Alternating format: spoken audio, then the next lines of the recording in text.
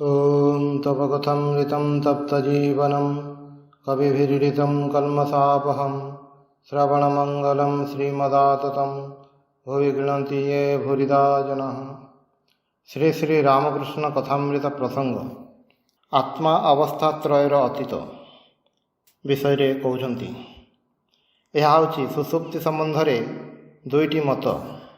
ए संपर्क में वेदांतर सिद्धांत होउछि सुसुप्ति समय मध्य आत्मा थाए। से आत्मा जाग्रत स्वप्न सुसुप्ति एथिरु कौनसीटीर नुहे, ताहार सत्ता ए तीनोटीर अतीत। कारण यही तीनोटी को से अनुभव और प्रकाश करुछि। यही प्रकाश बा अनुभव जे करुछि से यही तीन अवस्थार अतीत। सेथिपाई एगुड़ी को अनुभव करिपारे। जदि से तीन अवस्था साथी रे मिसी जाता ताहले जाग्रतर आत्मा स्वप्न न था, स्वप्नर आत्मा सुसुप्ति रे न था।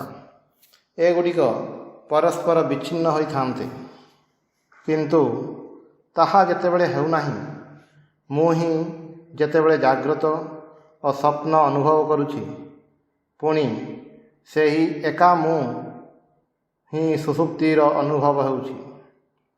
सेतेबेले सेई मु एई तीन अवस्थार भिन्न एई सिद्धांत वेदांत विचार आसुछि। अनुवर्तमानेषु यत् व्यावृतं तत्तेभ्यं भिन्नं यथा कुसुमेभ्यः सूत्रम्। अनुवर्तमान वस्तु समूह मध्य जहाँ व्यावृत ताहा अनुवर्तमान वस्तुगुड़िक ठारू भिन्न। जेपरी गोटे सूत्र रे गुंथा होइथिबा फूल गुड़िक ठारू सूत्र भिन्न। नाना फूल देई गुंथा जाइथिबा गोटे माला, सेथिरे जेउठी नाली फूल अछि सेठारे हलदिया फूल नाही, जेउठारे हलदिया फूल अछि सेठारे धड़ा फूल नाही। एही प्रकार रे विभिन्न फूल परस्पर ठारू भिन्न, किंतु प्रत्येक भितर देई गोटिए सूता रही। यही सूता होछि अनुवर्तमान, सबु जगार रही, अथच फूल गुड़िक भिन्न भिन्न। ताहारे बुझिबाकु हेबो सूताटी फूल गुड़िक ठारू भिन्न। यही युक्ति अनुसार जाग्रत स्वप्न और सुसुप्ति ये तीनोटी परिवर्तनशील अवस्थार प्रत्येकटी मध्यरे मु अछि। सुतरां मने रखिबाकु हेबो जे मु एही तीन अवस्थारू भिन्न। यह हूँ वेदांतवादी प्रबल युक्ति। मु ही एही तीन अवस्था अनुभव करुछि। जाग्रत और स्वप्न रे विविध वस्तुर अनुभव करुछि एवं सुसुप्ति रे अज्ञानर अनुभव करुछि। अज्ञान अर्थरे एठारे वस्तुर ज्ञान हेउ नाही, सेतिकी मात्र अज्ञानर अनुभव हेउछि। सुतरां मु तीनोटी अवस्था ठारू भिन्न। तीनोटी अवस्थार साक्षी द्रष्टा प्रकाशक। एही भावरे विचार करी जो आत्मा को आमे जानिले, गोटे वस्तुर कल्पना कले, से वस्तुर प्रत्यक्ष अनुभव न हेबा पर्यंत से वस्तु को जानिछे ए कथा कहि परिबा नाही। अनुमान द्वारा जदि वस्तुटी को जानिछे बोली कहू, से जानिबा को प्रत्यक्ष बा अपरोक्ष जानिबा कहा जाई परिबो नाही। अनुमान प्रमाण द्वारा आत्मारे गोटे अवस्थार कल्पना करिबारु, जहाँ जाग्रत स्वप्न और सुसुप्तिर भिन्न। से जानिबा को आमे आनुमानिक ज्ञान कहू, तार प्रत्यक्ष हुए नाही। किंतु वेदांतवादी कहती जो आत्मा संपर्क रे यही अनुमान होउछि ताहाको आमे जानू ना नाही, जानू ना ए कथा कहा जाई पारे नाही। कारण आत्मा को न जानिले आमे वस्तु को किपरि जानू। प्रत्येक वस्तुर अनुभव संगे संगे अनुभव कर्ता रूपरे आत्मार अनुभव होउछि। अनुभव कर्ता रूपरे मोर अनुभव व्यतीत मु वस्तुर अनुभव करिपारे नाही। सुतरां जाग्रत स्वप्न सुसुप्तिर अनुभवर कर्ता रूपरे मु अछि। एही मु को आमे ଏହି ଭାବରେ ନିତ୍ୟ ଅନୁଭବ କଲେ ମଧ୍ୟ ତିନୋଟି ଅବସ୍ଥା ଠାରୁ ଭିନ୍ନ ରୂପରେ କେବେ ହେଲେ ଅନୁଭବ ଗୋଚର କରିପାରୁନାହୁଁ। ଏହି କାରଣରୁ ଆପାତ ଦୃଷ୍ଟିରେ ଏହି ଆତ୍ମା ଆମମାନଙ୍କର ଅନୁମାନର ବିଷୟ ହେଉଛି। ଏହାକୁ ଆମେ ପ୍ରତ୍ୟକ୍ଷ ଦର୍ଶନ କରୁନାହୁଁ ବା ବେଦାନ୍ତ ଦର୍ଶନର ଭାଷାରେ ଅପରୋକ୍ଷ କରିପାରୁନାହୁଁ। ଆତ୍ମାକୁ ଅନୁମାନ ଦ୍ୱାରା ବୁଝିବା ପାଇଁ ଚେଷ୍ଟା କଲୁ, ସେଥିପାଇଁ ପରୋକ୍ଷ ଜ୍ଞାନ ହେଲା, ଅପରୋକ୍ଷ ଜ୍ଞାନ ହେଲା ନାହିଁ। ଆତ୍ମାର ପ୍ରତ୍ୟକ୍ଷ ଜ୍ଞାନ ହେଲେ ଆମର ଏହି ତିନୋଟି ଅବସ୍ଥା ଆତ୍ମା ସ୍ୱରୂପ ତୁଳନାରେ ମିଥ୍ୟା ହୋଇ ଅନୁଭବ ହେବ। ତା ପୂର୍ବରୁ ଆମେ ତିନି ଅବସ୍ଥାକୁ ମିଥ୍ୟା କହିପାରୁନାହୁଁ। ଆମେ ଜାଗ୍ରତ ଭୂମିରେ ଅବସ୍ଥାନ କରି କହୁ ସ୍ୱପ୍ନ ମିଥ୍ୟା। ସେହିପରି କେବଳ ଜାଗ୍ରତର ଅତୀତ ନୁହେଁ, ତିନୋଟି ଅବସ୍ଥାର ଅତୀତ ଯେଉଁ ତତ୍ତ୍ୱ ସେଥିରେ ପ୍ରତିଷ୍ଠିତ ହୋଇ ଯଦି କେବେ ବିଚାର କରିପାରୁ, ସେତେବେଳେ ଏହି ଜାଗ୍ରତ ମଧ୍ୟ ମିଥ୍ୟା ବୋଲି ବୋଧ ହେବ। ସେହି ଅବସ୍ଥାରେ ପ୍ରତିଷ୍ଠିତ ହେଲେ ଆଉ ବିଚାର ହୁଏ ନାହିଁ, କାରଣ ସେଠାରେ ଆଉ ଦ୍ୱୈତ ନଥାଏ। ବିଚାର କିଏ କରିବ? ଶ୍ରୀରାମକୃଷ୍ଣ ଏଠାରେ କହିଲେ ଯେ ଚାଷୀ କହିଛି ଜଗତ ସ୍ୱପ୍ନବତ୍। ଚାଷୀ କେଉଁ ଅବସ୍ଥାରେ ପ୍ରତିଷ୍ଠିତ ହୋଇ କହୁଛି? ତୁରୀୟ ଅବସ୍ଥାରେ। ଠାକୁର କହୁଛନ୍ତି ମୁଁ ସବୁ କିଛି ନିଏ, ତୁରୀୟ, ପୁଣି ଜାଗ୍ରତ, ସ୍ୱପ୍ନ, ସୁଷୁପ୍ତି। ଏକ ନିତ୍ୟ ବସ୍ତୁ ସେହି ଆତ୍ମା। ସ୍ୱପ୍ନ ଅବସ୍ଥା ଯେପରି ମିଥ୍ୟା, ଜାଗ୍ରତ ଅବସ୍ଥା ମଧ୍ୟ ସେପରି ମିଥ୍ୟା। ସୁଷୁପ୍ତିର କଥା କହିଲେ ନାହିଁ, କାରଣ ତା ସମ୍ପର୍କରେ ବିଚାର କରିବାକୁ ଗଲେ ବିଚାରର ଧାରା ଟିକିଏ ଅନ୍ୟ ପ୍ରକାର ହୋଇଯିବ। ଏକ ନିତ୍ୟ ବସ୍ତୁ ସେହି ଆତ୍ମା, ଆଉ ଜାଗ୍ରତ, ସ୍ୱପ୍ନ, ସୁଷୁପ୍ତି ଆତ୍ମା ତୁଳନାରେ ଅନିତ୍ୟ। କାରଣ ଯେତେବେଳେ ଜାଗ୍ରତ ଅଛି ସେତେବେଳେ ସ୍ୱପ୍ନ ବା ସୁଷୁପ୍ତି ନାହିଁ, ଯେତେବେଳେ ସୁଷୁପ୍ତି ଅଛି ସେତେବେଳେ ଜାଗ୍ରତ ବା ସ୍ୱପ୍ନ ନାହିଁ। ଏହିପରି ସବୁ କ୍ଷେତ୍ରରେ ଯେଉଁଠାରେ ଗୋଟିଏ ଅଛି ସେଠାରେ ଅନ୍ୟ ଗୁଡ଼ିକ ନାହିଁ। ସୁତରାଂ ସେଗୁଡ଼ିକ ଅନିତ୍ୟ। ଏକ ଆତ୍ମା ହେଉଛନ୍ତି ନିତ୍ୟ ବସ୍ତୁ। କାରଣ ତିନୋଟି ଅବସ୍ଥା ଭିତରେ ଆତ୍ମା ଅନୁସ୍ୟୁତ ହୋଇ ଅଛନ୍ତି। ଠାକୁର କହୁଛନ୍ତି ମୁଁ ତିନୋଟି ଅବସ୍ଥାକୁ ନିଏ, ବ୍ରହ୍ମ, ପୁଣି ମାୟା, ଜୀବ, ଜଗତ। ମୁଁ ସବୁ ନିଏ। ସବୁ ନ ନେଲେ ଓଜନରେ କମ୍ ପଡ଼େ। ବ୍ରହ୍ମ ଏହି ତିନି ଅବସ୍ଥାର ଅତୀତ ତତ୍ତ୍ୱ। ବ୍ରହ୍ମ ସର୍ବବ୍ୟାପୀ, ସକଳ ବସ୍ତୁର ଆଧାର ସ୍ୱରୂପ। ସେ ସମସ୍ତ ଆରୋପର ଅଧିଷ୍ଠାନ। ସମସ୍ତ ବସ୍ତୁ ବ୍ରହ୍ମରେ ଆରୋପିତ ହୋଇଛି। ମିଥ୍ୟା ଶବ୍ଦଟିର ତାତ୍ପର୍ଯ୍ୟ ଏହା ଯେ ମିଥ୍ୟା ମାନେ ଶୂନ୍ୟ ନୁହେଁ। ମିଥ୍ୟା ମାନେ ଯେଉଁ ଭାବରେ ତାହା ଦେଖୁଛୁ ତାହା ସେହି ପ୍ରକାରର ନୁହେଁ। ଯେପରି ରଜ୍ଜୁ ସର୍ପ, ସାପଟି ମିଥ୍ୟା, କାରଣ ତାହା ସାପ ନୁହେଁ, ଦଉଡ଼ି। ଠିକ୍ ସେହିପରି ଏ ଜଗତ ମିଥ୍ୟା, କାରଣ ଆମେ ଜଗତକୁ ଯେପରି ଦେଖୁଛୁ ତାହା ସେପରି ନୁହେଁ। ଅସଲରେ ଜଗତ ବ୍ରହ୍ମ। ଏହି ଦୃଷ୍ଟିରେ ଦେଖିଲେ ଆତ୍ମା ହିଁ ସତ୍ୟ ବସ୍ତୁ, ଆଉ ସବୁ ମିଥ୍ୟା। ଠାକୁର ସବୁ କିଛି ନେଇଛନ୍ତି। ଆତ୍ମାର ବିଭିନ୍ନ ଅବସ୍ଥାକୁ ସେ ଅସ୍ୱୀକାର କରିନାହାନ୍ତି। ତୁରୀୟ ତିନି ଅବସ୍ଥାରୁ ଭିନ୍ନ ଗୋଟିଏ ଆତ୍ମା। ଏହି ତିନି ଅବସ୍ଥାର ଅତୀତ ସତ୍ତ୍ୱ ନିତ୍ୟ ବସ୍ତୁ। ଅବସ୍ଥା କହିଲେ ଯାହା ସାମୟିକ ଭାବରେ ଆତ୍ମା ସଙ୍ଗରେ ମିଶିଥାଏ ତାହାକୁ ବୁଝାଏ। ଯେପରି ଜାଗ୍ରତ, ସ୍ୱପ୍ନ ଓ ସୁଷୁପ୍ତି ତିନୋଟି ଅବସ୍ଥା, ତୁରୀୟ ସେହିପରି ଚତୁର୍ଥ ଅବସ୍ଥା ନୁହେଁ। ଏହି ତିନୋଟିର ଅତୀତ ଗୋଟିଏ ତତ୍ତ୍ୱ, ଯେଉଁଥିରେ ଆତ୍ମା ସର୍ବଦା ପ୍ରତିଷ୍ଠିତ। ପୁଣି ମାୟା, ଜୀବ, ଜଗତ। ଠାକୁର କହୁଛନ୍ତି ମୁଁ ସବୁ କିଛି ନିଏ। ମାୟା ପ୍ରଭାବରେ ତାଙ୍କର ଜୀବଜଗତ ସୃଷ୍ଟି। ଯିଏ ଏକ ଏବଂ ଅଦ୍ୱିତୀୟ, ସେ କିପରି ଅନେକ ହେଲେ? ମାୟା ପ୍ରଭାବରେ ସେ ଅନେକ ହୋଇଛନ୍ତି। ଇନ୍ଦ୍ର ମାୟାଭିଃ ପୁରୁରୂପ ଇୟତେ। ଇନ୍ଦ୍ର ମାୟା ଦ୍ୱାରା ବହୁ ରୂପ ଧାରଣ କରିଛନ୍ତି। ବହୁ ରୂପ ତାଙ୍କର ନୁହେଁ, ବହୁ ରୂପରେ ପ୍ରକାଶ ପାଉଛନ୍ତି ତାଙ୍କର ମାୟା ପ୍ରଭାବରେ। ଏହାପରେ ଅଦ୍ୱୈତ ଓ ବିଶିଷ୍ଟାଦ୍ୱୈତ ବିଷୟରେ କହୁଛନ୍ତି। ଠାକୁର କହୁଛନ୍ତି ମୁଁ ତାଙ୍କର ମାୟା ନିଏ ଏବଂ ତାଙ୍କର ବହୁରୂପ ମଧ୍ୟ ନିଏ। ମାୟା ପ୍ରଭାବରେ ଯେଉଁ ବୈଚିତ୍ର୍ୟ ଘଟୁଛି ତାହା ମଧ୍ୟ ନେଉଛି ଏବଂ ସର୍ବବୈଚିତ୍ର୍ୟ ରହିତ ଯେଉଁ ଅଦ୍ୱୈତ ତତ୍ତ୍ୱ ତାହା ମଧ୍ୟ ମୁଁ ନେଉଛି। ଏହା ହେଲା ଠାକୁରଙ୍କର ଭାବ, ତାଙ୍କର ସର୍ବଗ୍ରାହୀ ସ୍ୱରୂପ।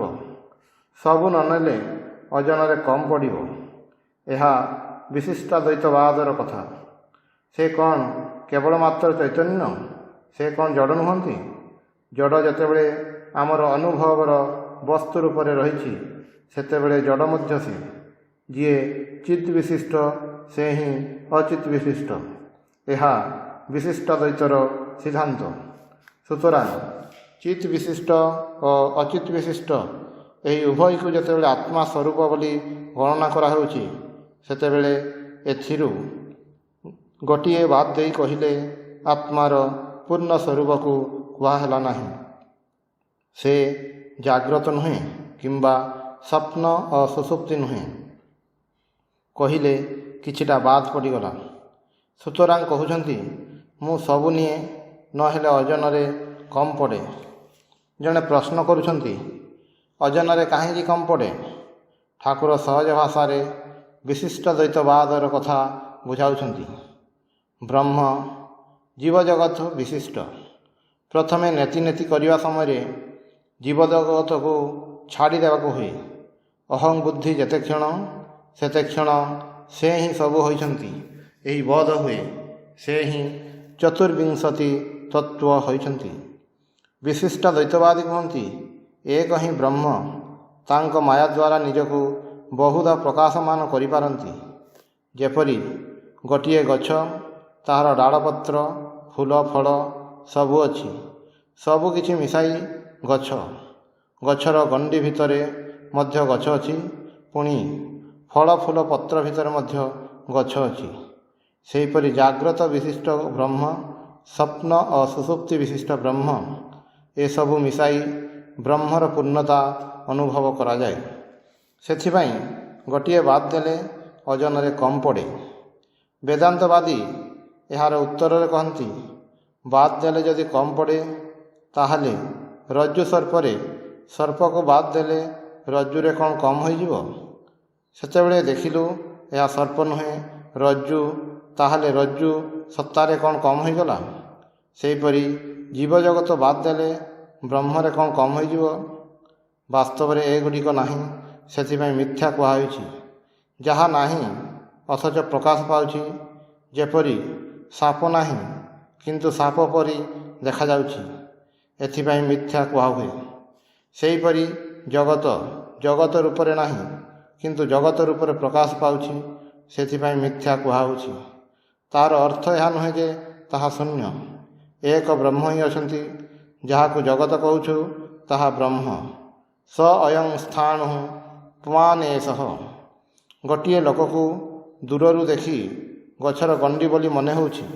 ପାଖକୁ ଯାଇ ଦେଖିଲୁ ଗୋଟିଏ ଲୋକ ଠିଆ ହୋଇଛି। ଏହି ଅନୁଭବ ଯେତେବେଳେ ହେଲା ସେତେବେଳେ ଯେଉଁଠି ମିଥ୍ୟା ଅର୍ଥାତ୍ ଯେଉଁଠି ଆରୋପିତ ତାହା ଦୂର ହେଲା, ଯାହା ରହିଲା ତାହା ବାସ୍ତବ ବସ୍ତୁ। ସୁତରାଂ ବେଦାନ୍ତୀ କହନ୍ତି ଓଜନରେ କମ୍ ପଡ଼େ ନାହିଁ। ଠାକୁରଙ୍କର ବିଚାର ବିଶ୍ଳେଷଣ ବିଷୟରେ କହୁଛନ୍ତି।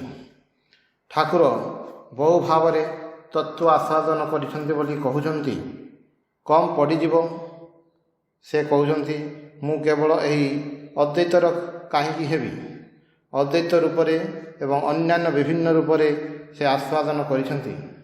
ଠାକୁର କହୁଛନ୍ତି ମୁଁ ସବୁ ଖାଇବି, ଝଳ, ରାଗ, ଅମ୍ବଳ ସବୁ କିଛି ଜାଗ୍ରତ, ସ୍ୱପ୍ନ, ସୁଷୁପ୍ତିରେ ଆସ୍ୱାଦନ କରିବି ଏବଂ ତୁରୀୟର ଯଦିଓ ସେଠାରେ ଆସ୍ୱାଦନ ଶବ୍ଦରେ ପ୍ରଯୁଜ୍ୟ ନୁହେଁ ତଥାପି ଅନୁଭବ ମଧ୍ୟ ମୋର ଆନନ୍ଦର ବିଷୟ ହେବ। ସେଥିପାଇଁ ନେତି ନେତି କରିବା ସମୟରେ ଜୀବଜଗତକୁ ଛାଡ଼ି ଦେବାକୁ ହୁଏ। ଏହି ନେତି ନେତି ବିଚାର ନ କଲେ ଅଦ୍ୱୈତ ତତ୍ତ୍ୱରେ ପହଞ୍ଚି ହୁଏ ନାହିଁ। ସେଥିପାଇଁ ବ୍ରହ୍ମ ଜୀବ ନୁହେଁ, ଜଗତ ନୁହେଁ ଏହି ଭାବରେ ବାଦ ଦେଇ ଯେତେବେଳେ ସେହି ସ୍ୱରୂପରେ ପହଞ୍ଚିଲି, ଯେତେବେଳେ ବାଦ ଦେବାକୁ ଆଉ କିଛି ଅବଶିଷ୍ଟ ରହିଲା ନାହିଁ, ସେତେବେଳେ ସମସ୍ତ ଆରୋପ ବର୍ଜିତ ସେହି ଅଧିଷ୍ଠାନର ଜ୍ଞାନ ହେଲା। ସେହି ଅଧିଷ୍ଠାନ ଜ୍ଞାନ ହେବା ପରେ ଏହି ଦୈତ୍ୟ ରାଜ୍ୟକୁ ଫେରିଆସି ସାଧକ ଦେଖେ, ଯାହାକୁ ଏକ ବୁଝିଥିଲି ସେ ହିଁ ବହୁ। ବହୁ ଭିତରେ ଏକର ନିର୍ବାଧ ଅନୁଭୂତି ହେଉଥାଏ। ସେ ସବୁକିଛି ହୋଇଛନ୍ତି, ଚତୁର୍ବିଂଶତି ତତ୍ତ୍ୱ ହୋଇଛନ୍ତି। ବେଲର ସାର ଅଂଶ କହିଲେ ଶଶକୁ ବୁଝାଏ। ଖଳପା ମଞ୍ଜି ବାଦ ଦେଇ ଶଶକୁ କହିଲୁ, ଏହା ବେଲ। କିନ୍ତୁ ଓଜନ ଜାଣିବାକୁ ହେଲେ ଖଳପା ମଞ୍ଜି ଶଶ ସବୁ ନେଇ ଓଜନ କରିବାକୁ ହେବ। ସେଥିପାଇଁ ଠାକୁର କହୁଛନ୍ତି, ଯାହାର ଶଶ ତାହାର ମଞ୍ଜି, ତାହାର ହିଁ ଖଳପା। ଯାହାର ନିତ୍ୟ ତାହାର ହିଁ ଲୀଳା। ଯିଏ ନିତ୍ୟ ରୂପରେ ଏକ ଅବିଭାଜ୍ୟ ଅଦ୍ୱୟ ତତ୍ତ୍ୱ, ସେ ଲୀଳାରେ ଆମମାନଙ୍କ ପାଖରେ ବହୁଧା ପ୍ରତୀତ ହେଉଛନ୍ତି। ଲୀଳା ଏଥିପାଇଁ କୁହାଯାଏ ଯେ ବିନା ପ୍ରୟୋଜନରେ ସେ ନିଜକୁ ବହୁଧା ବିଭକ୍ତ କରିଛନ୍ତି। ତାଙ୍କର ଅଚିନ୍ତ୍ୟ ଶକ୍ତି ପ୍ରଭାବରେ ଏକ ହୋଇ ମଧ୍ୟ ବହୁଧା ହୋଇଛନ୍ତି। ଏକ ଅହଂ ବହୁ ଶ୍ୟାମ। ସେ ଏକ, ସେ ଭାବିଲେ ଅନେକ ହେବି। ଉଦ୍ଦେଶ୍ୟ କ'ଣ? ଉଦ୍ଦେଶ୍ୟ କିଛି ନାହିଁ। ଲୀଳା ମାନେ ହିଁ ଅପ୍ରୟୋଜନ କ୍ରିୟା। ଲୀଳାରେ ସେହି ଅଦ୍ୱୟ ତତ୍ତ୍ୱ ମାୟା ପ୍ରଭାବରେ ନିଜକୁ ବହୁଧା ବିଭକ୍ତ କରିଛନ୍ତି। ମାୟା ଏଥିପାଇଁ କୁହାଯାଇଛି ଯେ ବାସ୍ତବିକ ବୈଚିତ୍ର୍ୟ ନଥିଲେ ମଧ୍ୟ ସେ ତାହା ଦେଖାଇ ପାରନ୍ତି। ଯେପରି ମାୟାବୀ ତାହାର ଶକ୍ତି ପ୍ରଭାବରେ ନାନା ପ୍ରକାରର ଖେଳ ଦେଖାଏ।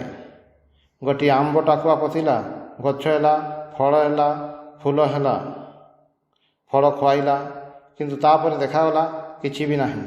ଏସବୁ ହିଁ ମିଥ୍ୟା। ମାୟାବୀ ଶକ୍ତି ପ୍ରଭାବରେ ଏପରି ହେଲା। ଭଗବାନ ସେହି ବିରାଟ ମାୟାବୀ। ତାଙ୍କ ମାୟାରେ ସମସ୍ତ ଜଗତକୁ ମୁଗ୍ଧ କରି ରଖିଛନ୍ତି। ମାୟା ଦ୍ୱାରା ଜଗତ ସୃଷ୍ଟି କରି ତାହାକୁ ନାନା ରୂପରେ ଆସ୍ୱାଦନ କରୁଛନ୍ତି। ସେ କିଏ? ଯିଏ ଏହି ଜଗତକୁ ନାନା ରୂପରେ ଆସ୍ୱାଦନ କରୁଛନ୍ତି। ସେ ହିଁ ବହୁ ରୂପରେ, ଜଗତ ରୂପରେ, ବୀଜ ରୂପରେ ଅଛନ୍ତି। ସେ ହିଁ ସେହି ଜଡ଼ ରୂପ। ପୁଣି ଜଡ଼ ରୂପର ଅନୁଭବକର୍ତ୍ତା ଯେଉଁ ଚେତନ, ତାହା ମଧ୍ୟ ସେ। ଏକ ସେ, ବହୁ ମଧ୍ୟ ସେ ଈଶ୍ୱର। ପୁଣି ସେ ହିଁ ଜୀବଜଗତ। ଏହି ଭାବରେ ସର୍ବତ୍ର ତାଙ୍କର ଉପଲବ୍ଧି।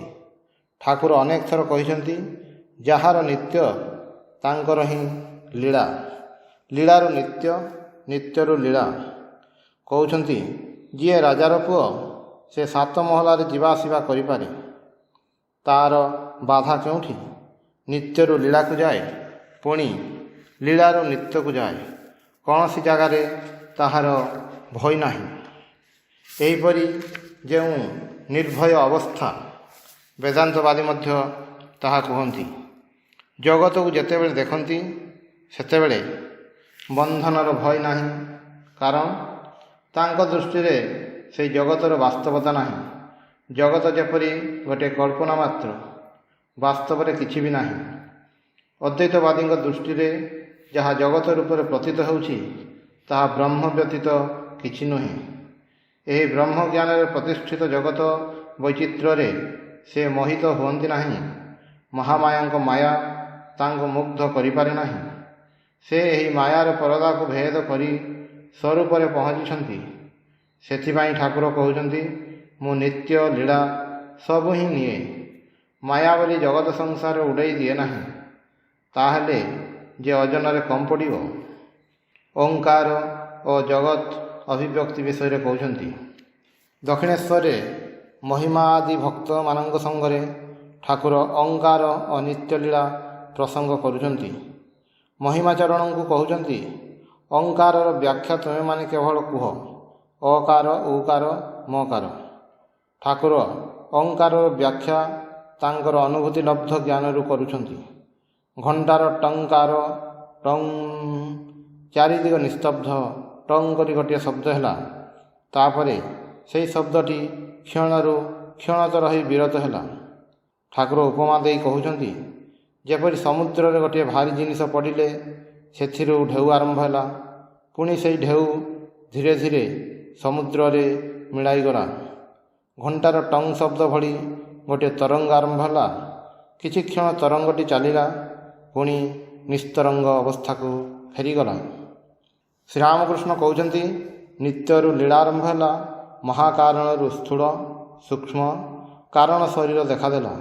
ସେହି ତୁରୀୟରୁ ହିଁ ଜାଗ୍ରତ ସ୍ୱପ୍ନ ସୁଷୁପ୍ତି ସବୁ ଅବସ୍ଥାର ସୃଷ୍ଟି ହେଲା। ପୁଣି ମହାସମୁଦ୍ରର ଢେଉ ମହାସମୁଦ୍ରରେ ଲୟ ହେଲା। ନିତ୍ୟ ଧରି ଲୀଳା, ଲୀଳା ଧରି ଧରି ନିତ୍ୟ। ଏହାକୁ ଆମମାନଙ୍କ ପାଖରେ ଠାକୁର ଖୁବ୍ ସ୍ପଷ୍ଟ ହୃଦୟଗ୍ରାହୀ ବୋଧଗମ୍ୟ ଭାବରେ କହିଛନ୍ତି। ଜଗତ ଯେତେବେଳେ ଆରମ୍ଭ ହେଲା, ସେଠାରେ ଯେପରି ଘଣ୍ଟାର ଟଙ୍କାର ଭଳି ଗୋଟିଏ ତରଙ୍ଗ ଉଠିଲା। କିଛି କ୍ଷଣ ସେହି ତରଙ୍ଗଟି ପ୍ରବାହିତ ହେଲା, ପୁଣି ନିସ୍ତରଙ୍ଗ ଅବସ୍ଥାରେ ଫେରିଆସିଲା। ସେହି ନିତ୍ୟ ତୁରୀୟରୁ ଜାଗ୍ରତ ସ୍ୱପ୍ନ ସୁଷୁପ୍ତି ଯେପରି ଗୋଟିଏ ପରେ ଗୋଟିଏ ଆସୁଛି ଏବଂ ପୁଣି ସେହି ତୁରୀୟରେ ଲୟ ହେଉଛି। ସମୁଦ୍ରର ଢେଉ ସମୁଦ୍ରରେ ହିଁ ଲୟ ହେଉଛି। ଠାକୁର କହୁଛନ୍ତି, ମୁଁ ଟଙ୍ଗ ଶବ୍ଦ ଉପମା ଦିଏ। ମୁଁ ଠିକ୍ ଏହିସବୁ ଦେଖିଛି। ତୁମମାନଙ୍କ ବହିରେ କ'ଣ ଅଛି ଏତେ କଥା ମୁଁ ଜାଣେ ନାହିଁ। ଏହା ଯେ ଶାସ୍ତ୍ରରେ ନାହିଁ ତାହା ନୁହେଁ। ଶାସ୍ତ୍ରରେ ଏହି ଭାବରେ ଅଛି, ଯେତେବେଳେ ପ୍ରଥମ ଜଗତ ସୃଷ୍ଟି ହୁଏ, ସେତେବେଳେ ଯେପରି ଗୋଟିଏ ଶବ୍ଦର ଅଭିବ୍ୟକ୍ତି ହୁଏ, ଯେଉଁଥିରେ କୌଣସି ବର୍ଣ୍ଣର ଅଭିବ୍ୟକ୍ତି ସେତେବେଳେ ସୃଷ୍ଟି ହୋଇନାହିଁ। ଏହାକୁ ହିଁ ଓଙ୍କାର କୁହାଯାଇଛି। ଏହି ଓଙ୍କାରରୁ କ୍ରମେ ବର୍ଣ୍ଣ ବିଭିନ୍ନ ରୂପ ଧାରଣ କରି ଓମ୍ ତିନୋଟି ଆସିଲା। ଏହି ବର୍ଣ୍ଣମାଳା ଯେପରି ସୃଷ୍ଟିର ଆଦି ଉପକରଣ ଅର୍ଥାତ୍ ଜଗତର ସୂକ୍ଷ୍ମ ରୂପ, ଯାହା ଭିତରୁ ଧୀରେ ଧୀରେ ଜଗତ ବୈଚିତ୍ର୍ୟ ନାମ ରୂପ ସୃଷ୍ଟି ହେଲା। ନାମ ରୂପ ଦ୍ୱାରା ସଂକ୍ଷେପରେ ସମଗ୍ର ଜଗତକୁ ବୁଝାଏ। ବ୍ରହ୍ମ ମନରେ ଜଗତ ସୃଷ୍ଟିର ଇଚ୍ଛା ହେଲା। ସେ ଭାବିଲେ ନାମ ରୂପ ଦ୍ୱାରା ସମଗ୍ର ଜଗତକୁ ପ୍ରକାଶ କରିବେ। ଏହି ନାମ ରୂପରୁ ସମଗ୍ର ଜଗତର ଆବିର୍ଭାବ। ଓଙ୍କାର ସେହି ନାମର ସୂକ୍ଷ୍ମ ଅଭିବ୍ୟକ୍ତି। ମହାସମୁଦ୍ରର ଶାନ୍ତ ଜଳରାଶି ଉପରେ ଗୋଟିଏ ଜିନିଷ ପଡ଼ିବାରୁ ତରଙ୍ଗ ଉଠିଲା। ସେହି ଜଳରାଶି ଚାରିଆଡ଼େ ଖେଳାଇ ହୋଇଗଲା, ପୁଣି ଧୀରେ ଧୀରେ ମହାସମୁଦ୍ରରେ ମିଶିଗଲା। ସେହି ପ୍ରକାରର କାରଣ ସମୁଦ୍ର ରୂପକ ବ୍ରହ୍ମ, ତାଙ୍କ ମନରେ ଜଗତ ସୃଷ୍ଟିର ଆକାଂକ୍ଷା ହେଲା। ଆକାଂକ୍ଷା ସମୁଦ୍ରରେ ଭାରି ଜିନିଷ ପଡ଼ିବା ଭଳି। ଫଳରେ ନାମ ରୂପ ତରଙ୍ଗର ସୃଷ୍ଟି ହେଲା।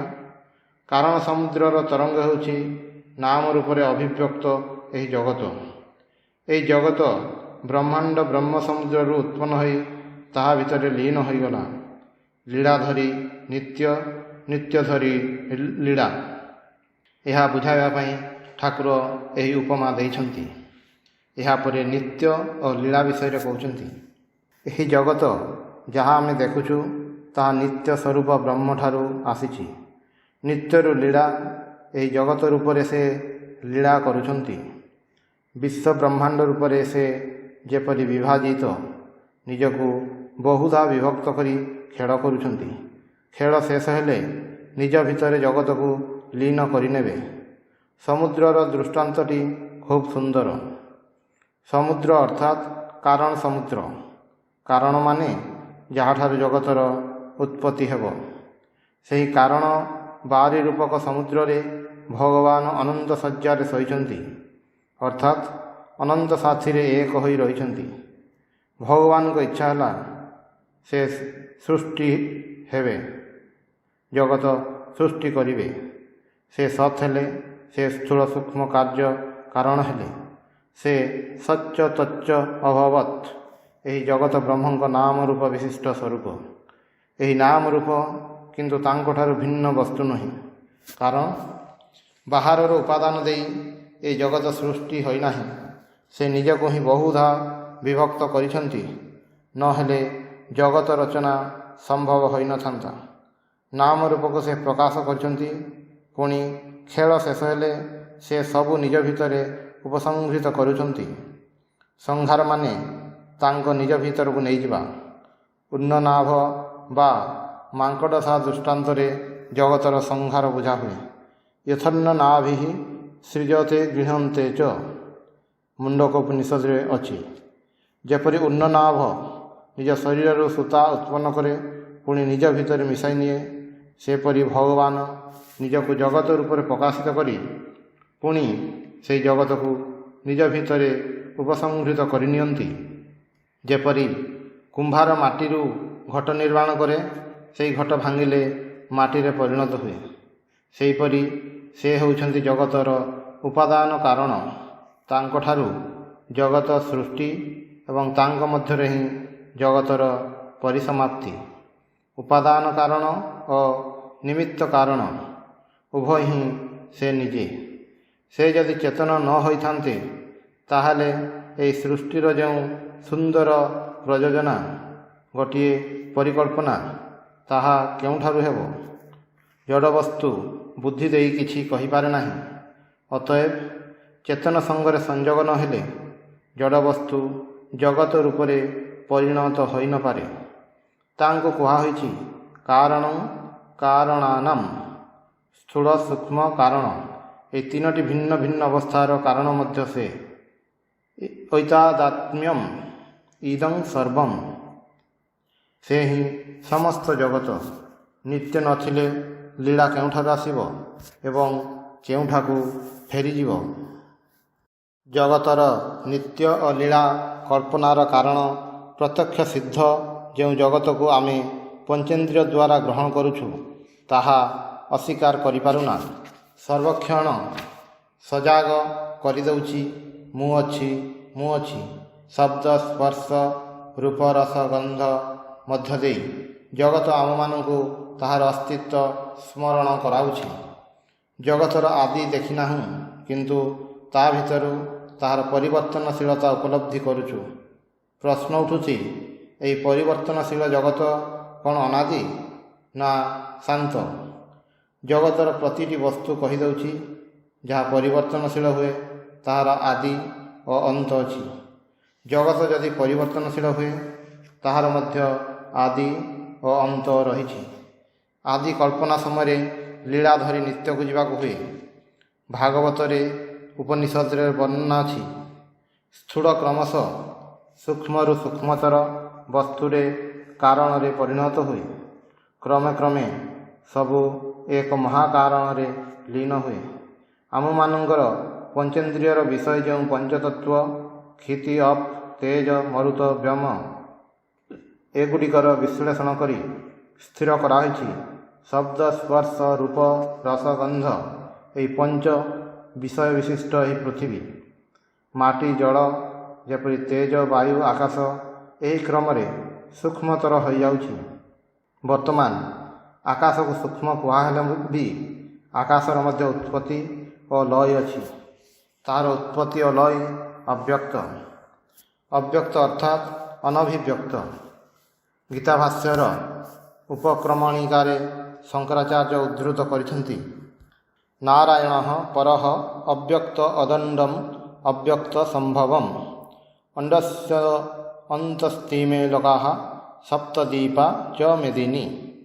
ନାରାୟଣ ହେଉଛନ୍ତି ପରମ ତତ୍ତ୍ୱ, ତାଙ୍କଠାରୁ ଜଗତ କାରଣ ଅବ୍ୟକ୍ତର ସୃଷ୍ଟି।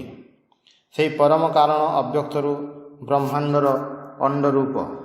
ବାହାରେ ତାହାର ବିଭିନ୍ନ ରୂପର ଅଭିବ୍ୟକ୍ତି ସେତେବେଳେ ବି ହୋଇନାହିଁ, ଅଥଚ ସମସ୍ତ ଅଭିବ୍ୟକ୍ତିର ସମ୍ଭାବନା ସେଥିରେ ରହିଛି। ଅଣ୍ଡା ଭିତରେ ଯେପରି ସଂକୁଚିତ ବା ଅବ୍ୟକ୍ତ ଭାବରେ ଜୀବ ଥାଏ, ଏହି ବ୍ରହ୍ମାଣ୍ଡ ଭିତରେ ଏହି ସପ୍ତଦୀପା ପୃଥିବୀ ସମସ୍ତ ଜଗତ। ଉପନିଷଦ କହିଛନ୍ତି, ଇନ୍ଦ୍ରିୟେଭ୍ୟଃ ପରା ହ୍ୟର୍ଥା ଅର୍ଥେଭ୍ୟଶ୍ଚ ପରଂ ମନଃ ମନସସ୍ତୁ ପରା ବୁଦ୍ଧି ବୁଦ୍ଧିରାତ୍ମା ମହାନ୍ ପରଃ ମହତଃ ପରମବ୍ୟକ୍ତମ୍ ଅବ୍ୟକ୍ତାତ୍ ପୁରୁଷଃ ପରଃ ପୁରୁଷାତ୍ମା ପରଂ କିଞ୍ଚିତ୍ ସା କାଷ୍ଠା ସା ପରାଗତି।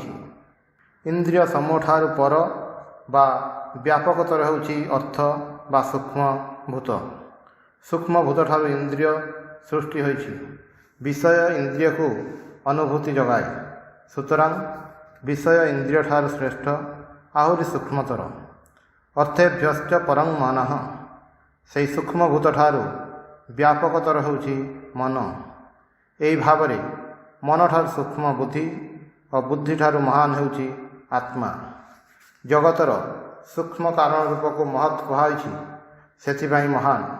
ମହତଃ ପରମ୍ ଅବ୍ୟକ୍ତମ୍, महत्पर अच्छी अव्यक्त अव्यक्तात् पुरुष पर अव्यक्त ठारू पुरुष श्रेष्ठ पुरुष माने ब्रह्म पुरुषात् न परं किंचित पुरुष ठारू किछि श्रेष्ठ नहीं सा काष्ठा सा परागति से पुरुष ही परम तत्व चरम लक्ष्य यही भाव लीलारू नित्य पहुँची है यार विपरीत क्रम नित्यरू लीला उपनिषद रे कहुई आत्मारू आकाश एवं सेथिरू पर्यायक्रमे वायु तेज अप क्षिति है क्रमशः सूक्ष्मरू स्थूलत्व प्राप्ति है नित्यरू लीला लीलारू नित्य ठाकुर यहाँ अनुलोम विलोम कहउछंती लीला भितर आमे बहुधा विभक्त जगत अछु कारण रे पहुँचवा हेले स्थूलरू सूक्ष्म सूक्ष्मरू कारण और कारणरू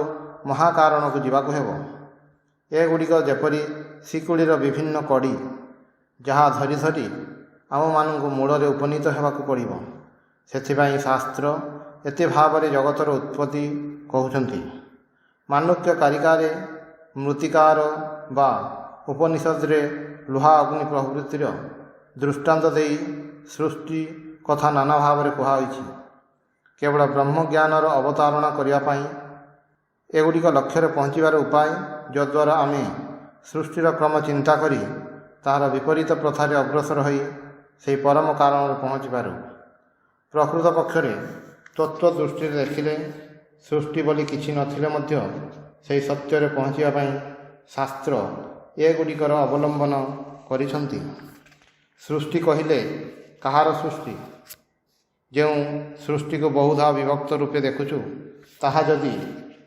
तत्वर बहुधा विभक्ति होइथांता ताहले ताहार कारण खोजी पांतु नाही कारण जो वस्तु सगुण ता निर्गुण रे पहुँचाई पारे नाही एवं जहाँ निर्गुण ताहा निजको सगुण करि पारे नाही निर्विशेष सविशेष और सविशेष निर्विशेष हो पारे नाही एगुड़ी विपरीत धर्मी वस्तु परस्पर विरोधी एथिपाई यहाँ मिथ्या कहा जाए मिथ्या माने वस्तुत यार कौन सत्ता नहीं छांदोग्य उपनिषद अच्छी यथा सौम्य एकेन मृत्पिंडेन सर्वं मृत्मयं विज्ञातं स्यात् वा चारंभणं विकारः नामधेयं मृतिकेत्येव सत्यम गोटे माटी ढेड़ा को जानिले सेथिरु सृष्ट माटी तैयारी सब वस्तु को जानी हुए कारण माटीर विभिन्न आकार परिवर्तन माटी व्यतीत आउ किछि नुहे यही रूपांतरित विकार गुड़िक